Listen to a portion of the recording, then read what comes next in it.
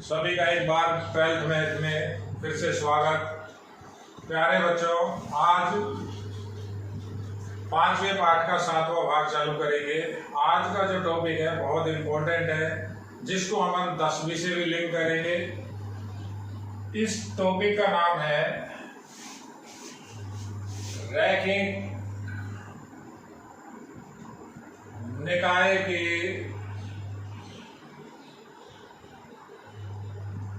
हल की प्रकृति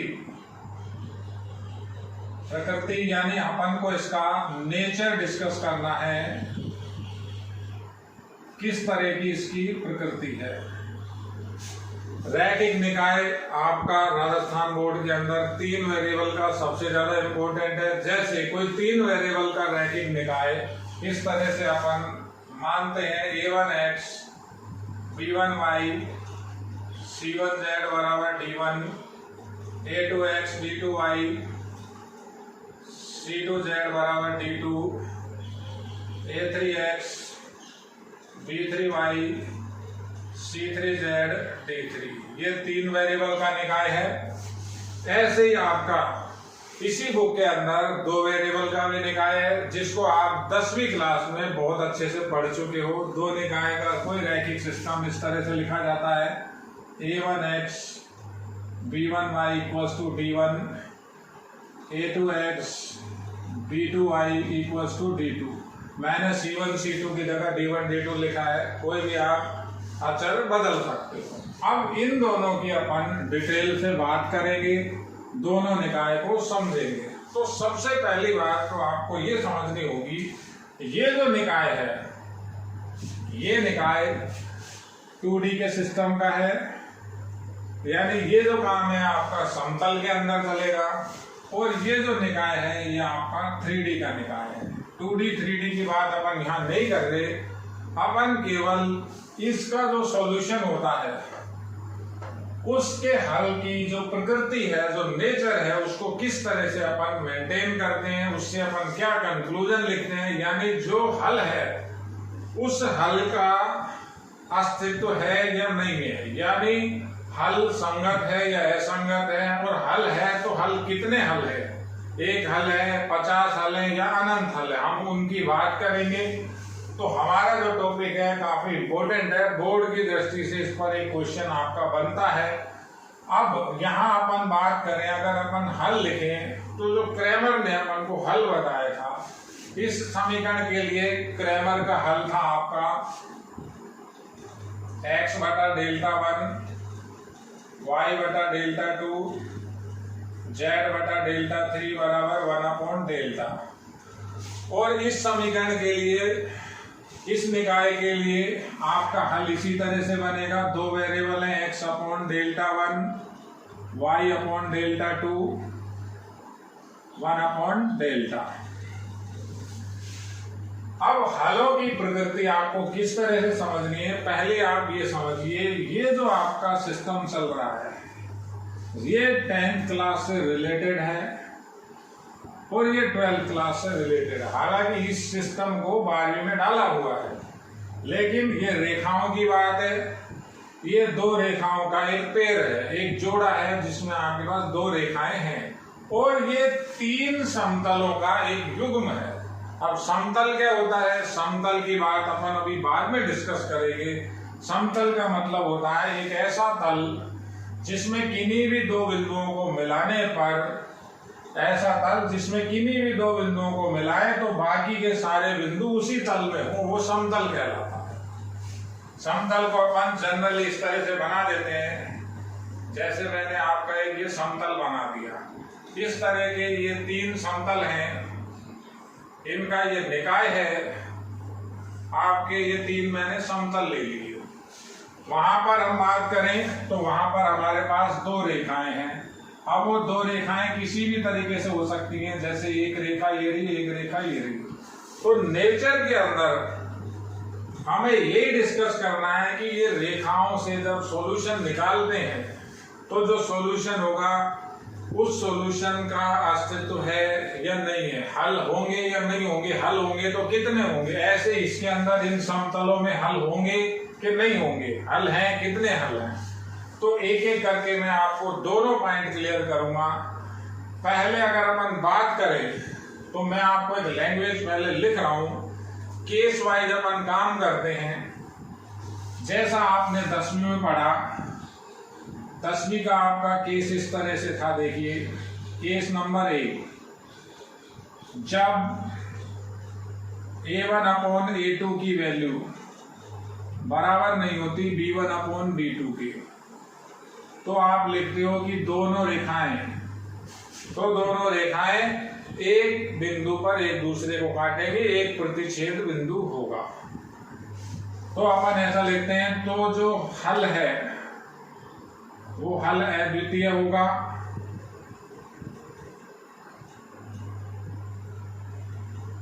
दसवीं की मैं पहले आपको थोड़ी सी बात बता रहा हूं, फिर अपन इसी को 12 से कनेक्टेड करेंगे।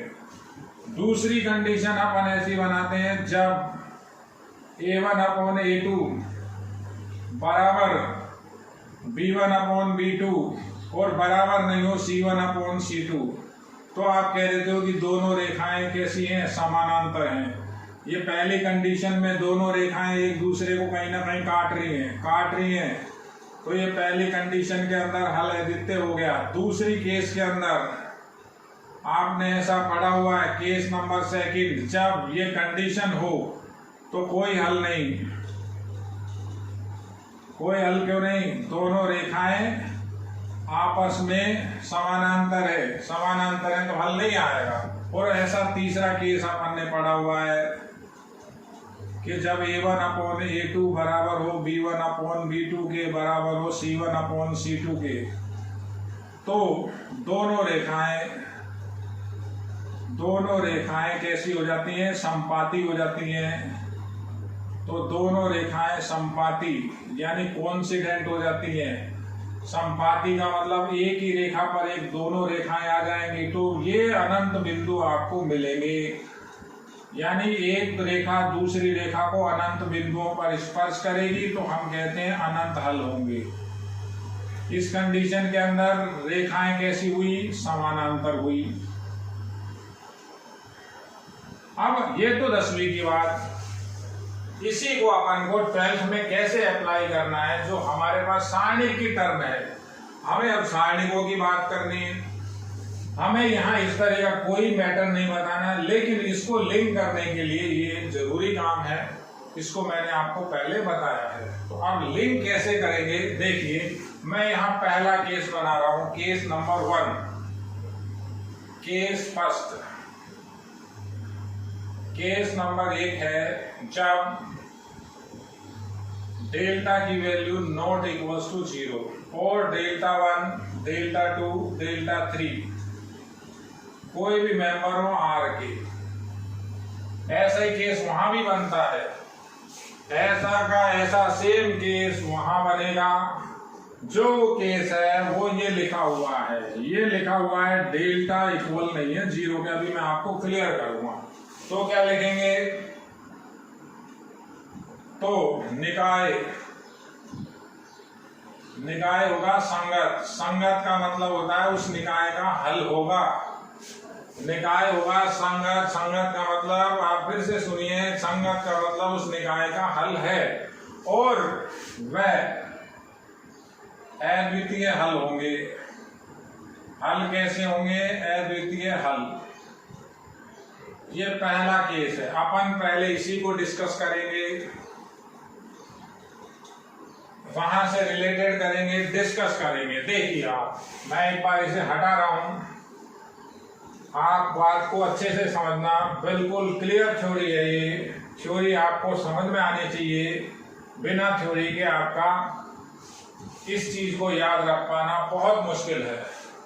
तो अगर अपने पास ये निकाय है, अपन अगर बात करें डेल्टा की, तो डेल्टा की वैल्यू मेरे पास आती है A1/A2 B1/B2।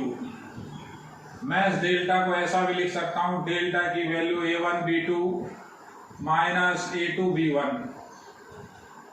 अब अगर यदि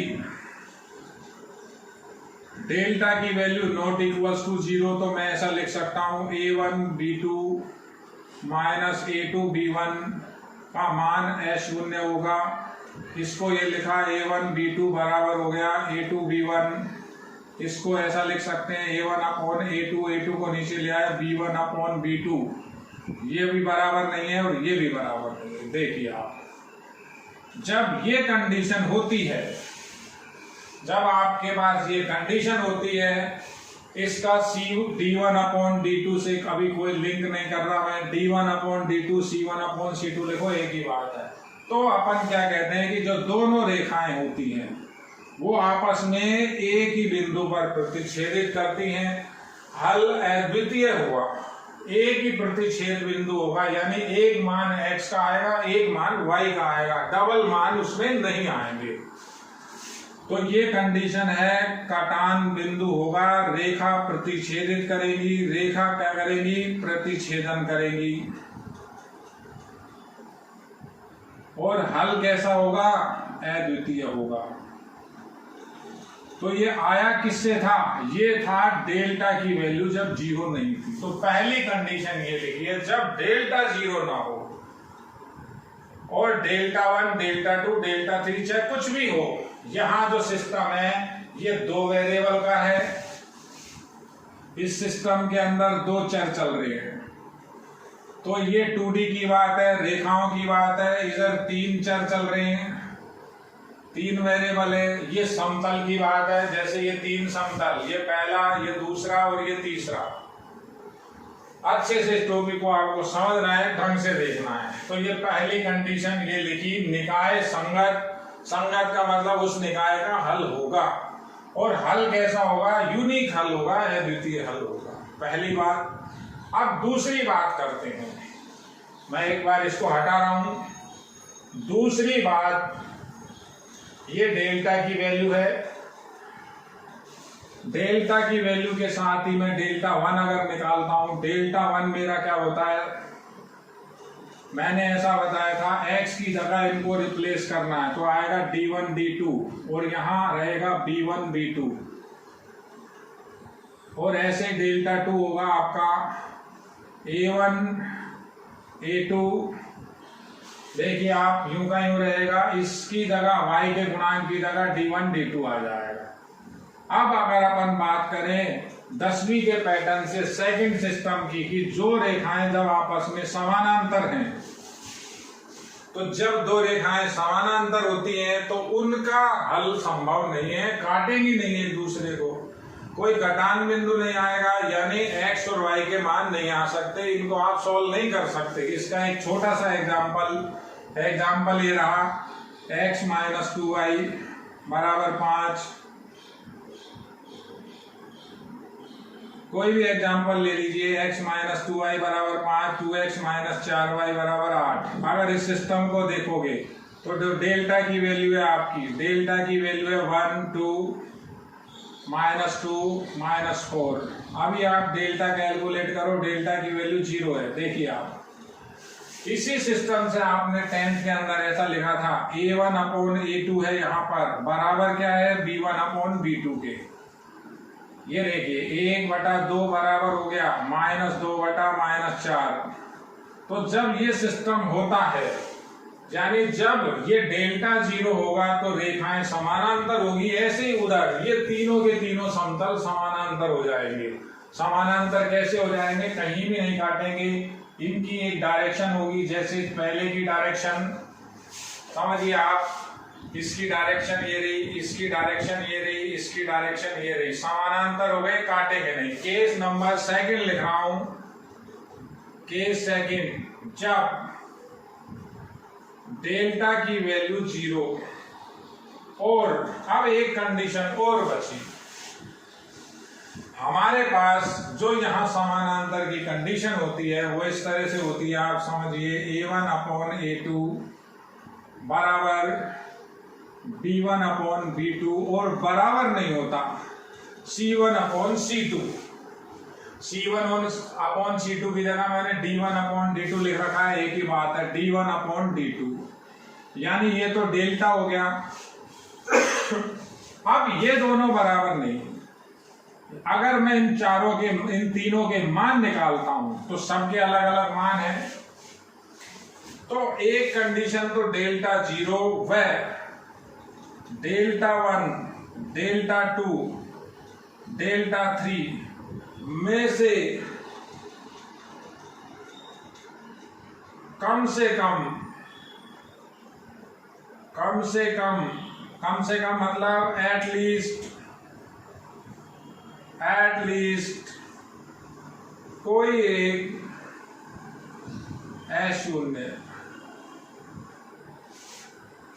एक अशून्य का मतलब हुआ कि ये तीनों चारों जीरो नहीं होने चाहिए।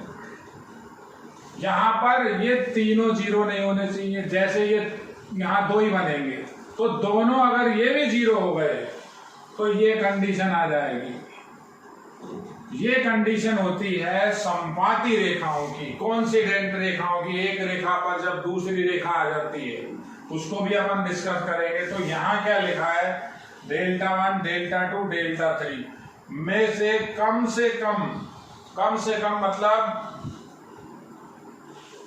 कोई एक, कम से कम एक, एटलीस्ट कोई एक अशून्य हो। तो क्या कंडीशन होगी, तो निकाय असंगत। अब असंगत निकाय का मतलब क्या होता है, जैसे ये दो रेखाओं का जो निकाय बनेगा इसमें हमारी ये कंडीशन लग रही है, इनका सॉल्यूशन नहीं है, इनका हल संभव नहीं है, तो निकाय तो हो गया असंगत। और जब निकाय असंगत होता है तो उसे हम ये कहते हैं कि कोई हल नहीं हो सकता। निकाय असंगत, कोई हल नहीं होगा, कोई हल नहीं। अब बच्चा कहेगा सर ऐसा ही लिखना है, बिल्कुल ऐसा ही लिखना है। जब सॉल्यूशन ही नहीं आ रहा तो आप कैसे करोगे।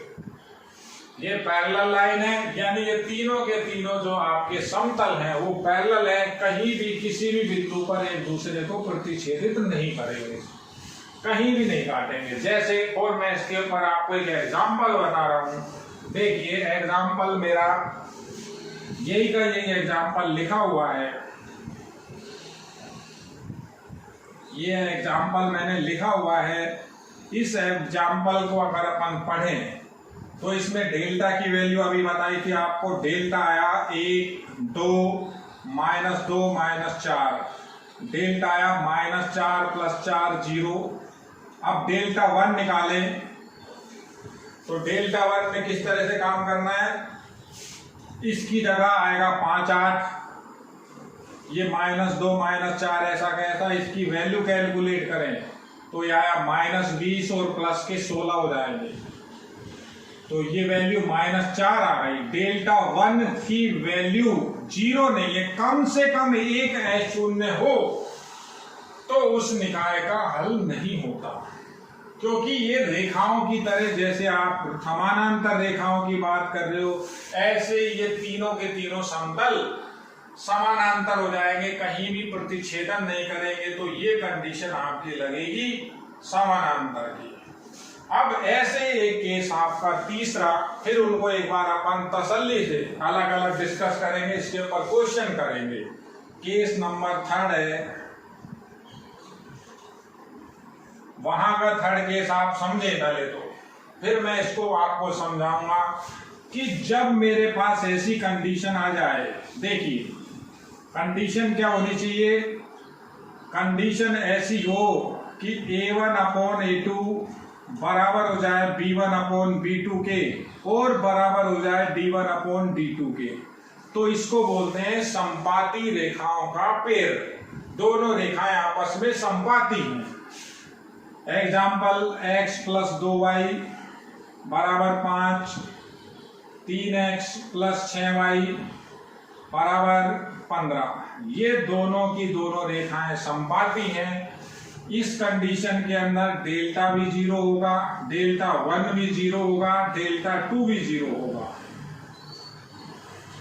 ये वो लिखा हुआ है, ये डेल्टा 1 दोनों तरफ बराबर लग गया यानी इक्वल 0 हो गया। इसको उधर ले जाएं और इधर उधर गुना कर दें। कैसे? देखिए A1 A2 बटा में लिखा माइनस B1 B2 बराबर 0 करें। अब इसको इधर गुना करें तो A1 B2 minus A2 B1 बराबर 0। इस सिस्टम को ऐसे लिख सकता हूँ A1 A2 और B1 अपॉन B2 बराबर 0। देखिए तो डेल्टा भी 0 और ये जो लिखा हुआ है ये दोनों मिला करके ये और ये डेल्टा 1 है, ये भी 0 और ये जो लिखा हुआ है ये डेल्टा 2 है, ये भी 0। तो तीनों 0।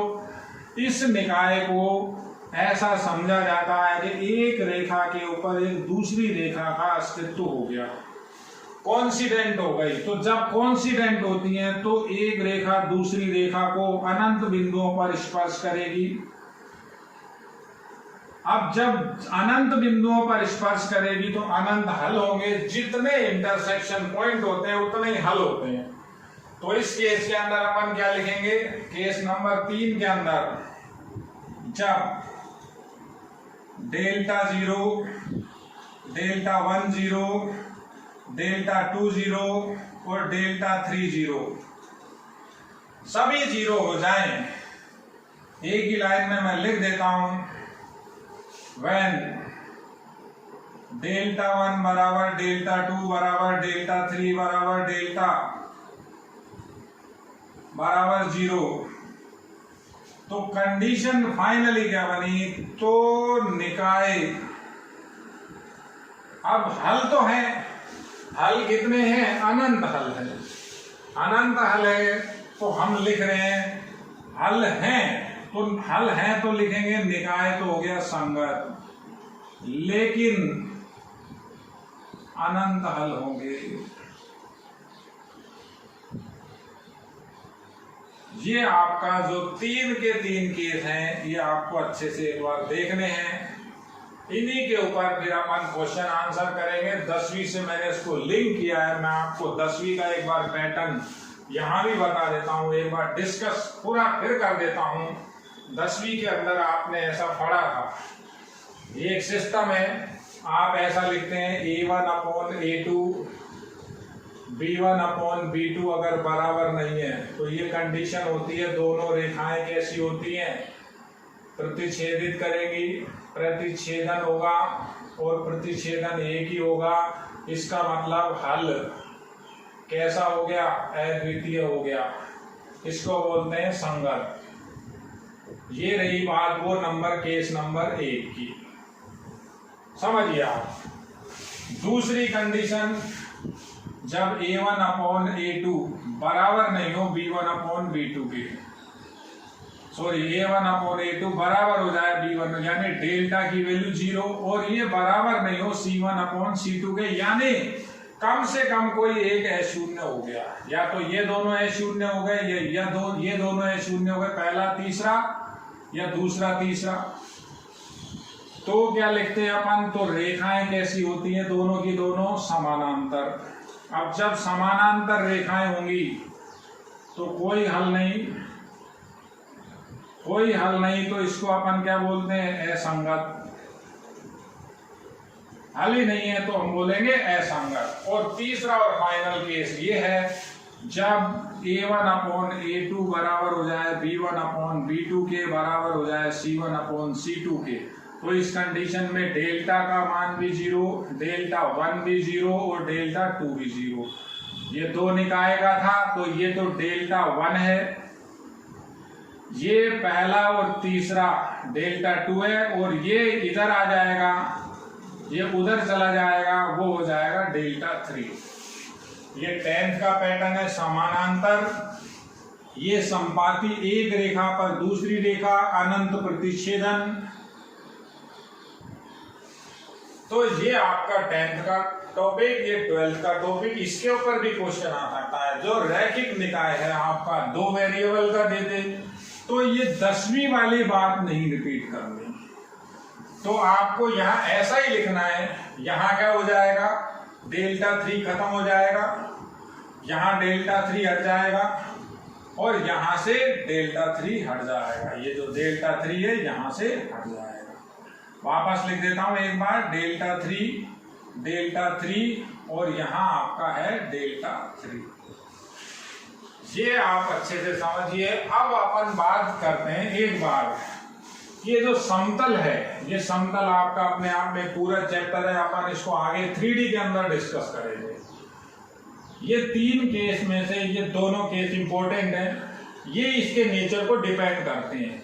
अब तक जो आपने सवाल किए हैं, जितने भी क्वेश्चन किए हैं, उसके अंदर ये पहला ही केस था, डेल्टा की वैल्यू अशून्य थी, तो वहां तो कह रहा था हल ज्ञात करो, तो हमने कोई नेचर की बात नहीं की, हमने उसका नेचर को देखा ही नहीं। अब आपको किसी सवाल में कहेगा, जैसे मैं अभी ये अगला सवाल कर रहा हूं, उसमें कह रहा है कि अनंत हल हो, तो अनंत हल कब होंगे? जब ये चारों जीरो, डेल्टा 1, डेल्टा 2, डेल्टा 3 और डेल्टा सब जीरो। और अगर कहता है कि कम से कम एक अशून्य हो, निकाय के हल कब नहीं होंगे? कोई हल नहीं होगा। कब नहीं होगा? जब डेल्टा तो जीरो हो, निकाय का हल नहीं होगा, यानी निकाय असंगत होगा जब डेल्टा तो आ जाए जीरो और इन तीनों या दोनों में से कोई एक, कम से कम एक अशून्य आ जाए, कम से कम एक आना चाहिए। इसको अपन ने ऐसे भी देखा है। ये आपके जो 3 पॉइंट लिखे हुए हैं, इनको आप अच्छे से समझिए। इस पे अपन एक क्वेश्चन कर रहे हैं। अगला क्वेश्चन देखिए आप,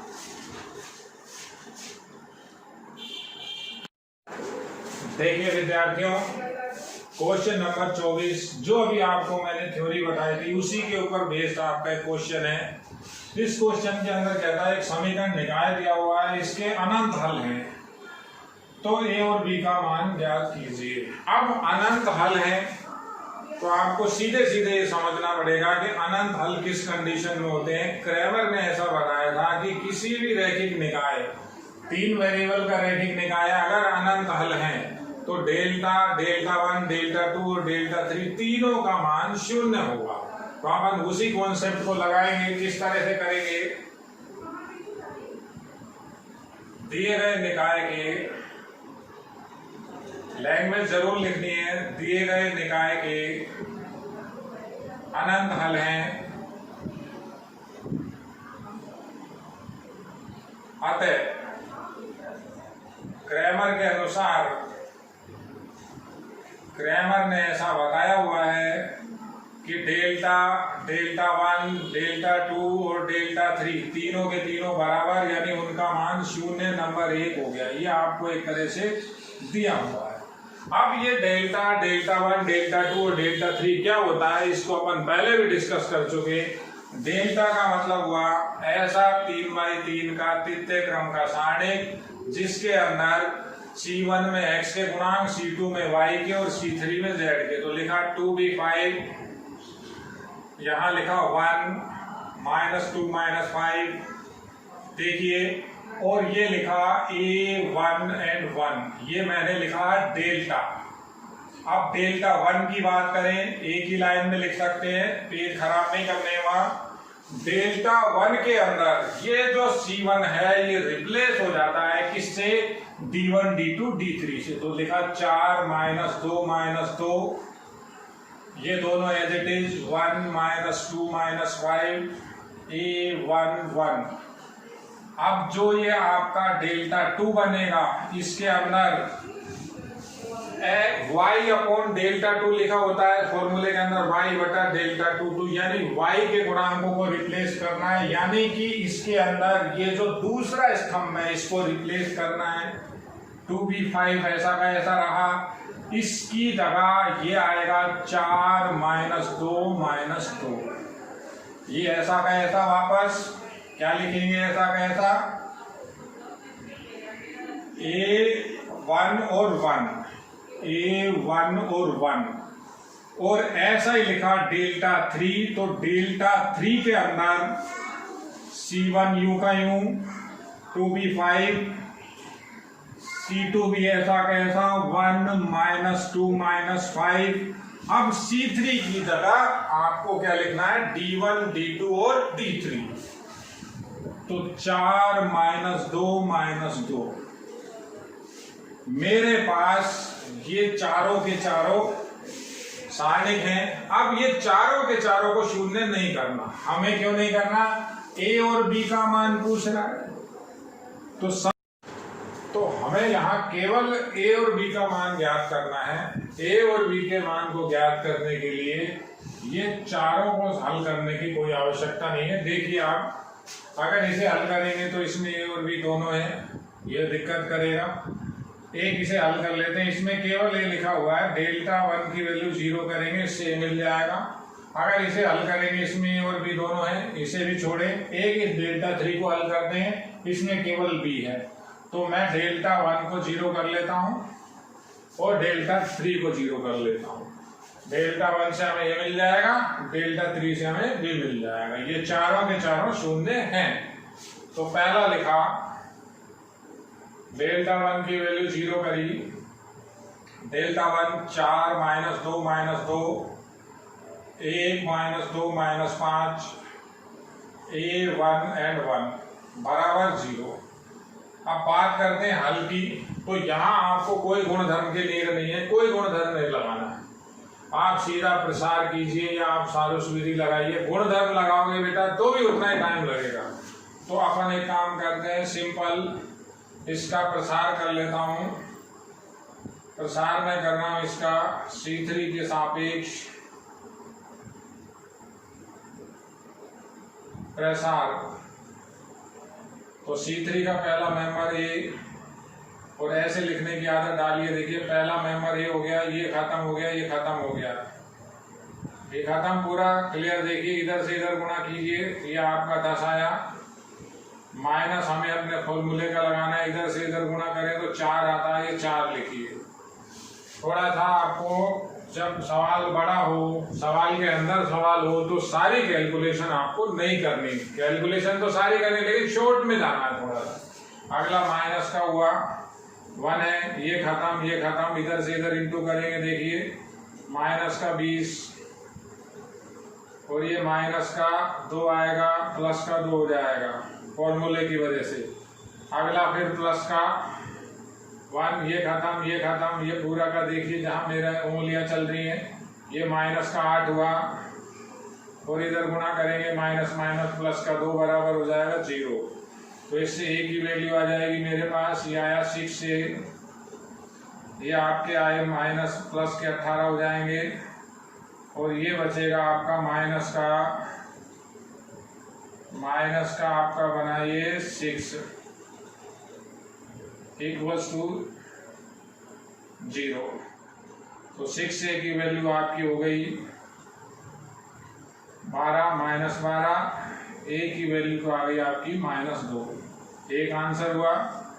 अब इसी तरह से अपन एक काम करते हैं, डेल्टा 3 को 0 करते हैं। डेल्टा 3 की वैल्यू 0 करें, डेल्टा 3 भी सिंपल, 2b 5, 1 - 2 - 5, 4 - 2 और -2, ये 0 किया।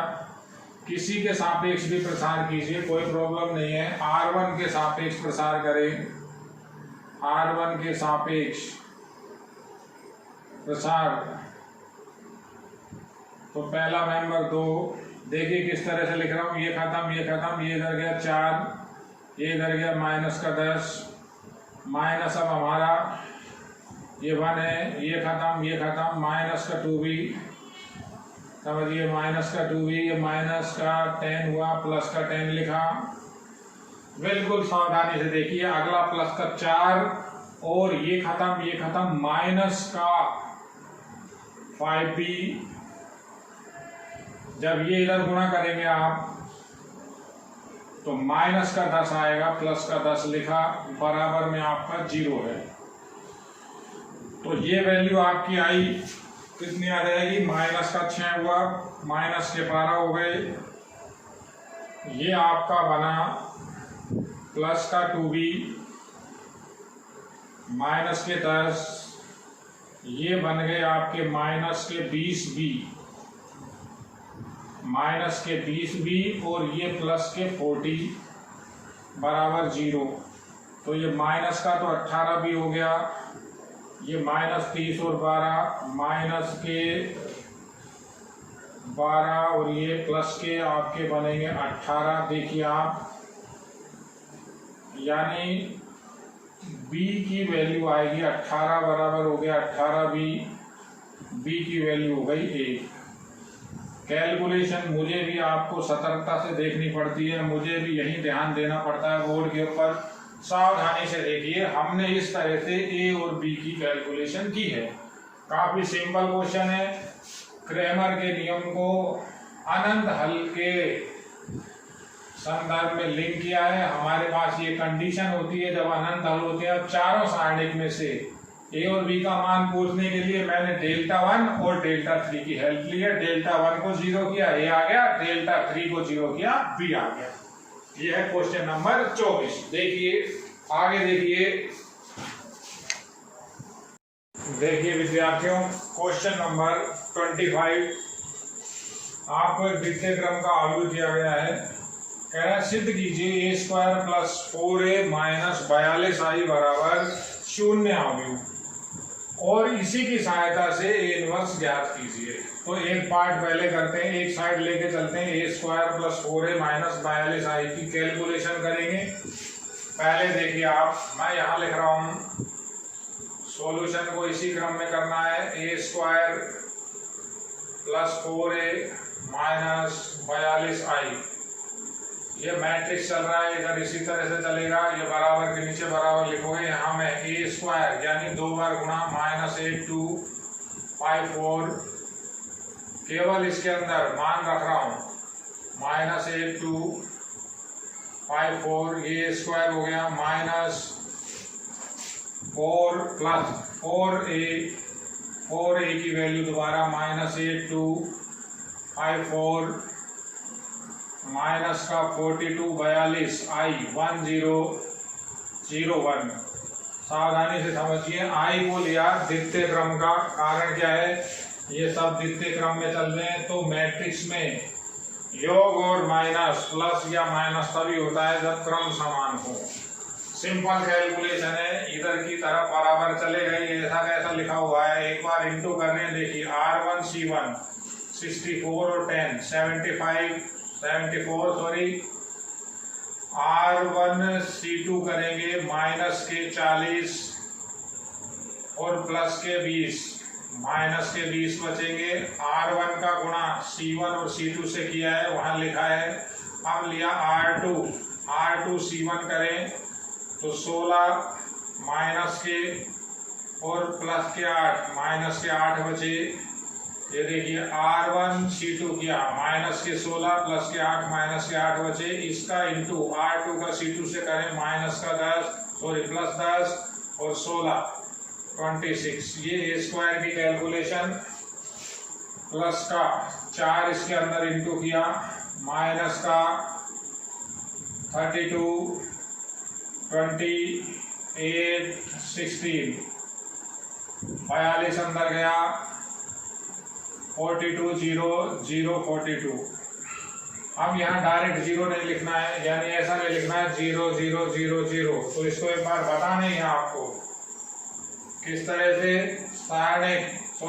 अवयव, दोनों अवयव जुड़ेंगे, ये घटेगा। सबके क्रम समान है तो प्लस और माइनस का काम हो सकता है। 74 - 32 - 42 करना है। देखिए आप, अगले में -20 + 20 और +0। अगले के अंदर -8 + 8, -8 + 8 और +0। अगले के अंदर 26 + 16 -42। देखिए ये 42 - 42 हो गया, 8 - 8 0 हो गया, 74। ये माइनस का 74 हो गया, प्लस 20, ये -20। तो एक बार रिजल्ट क्या लिखोगे, 0 0 0 0।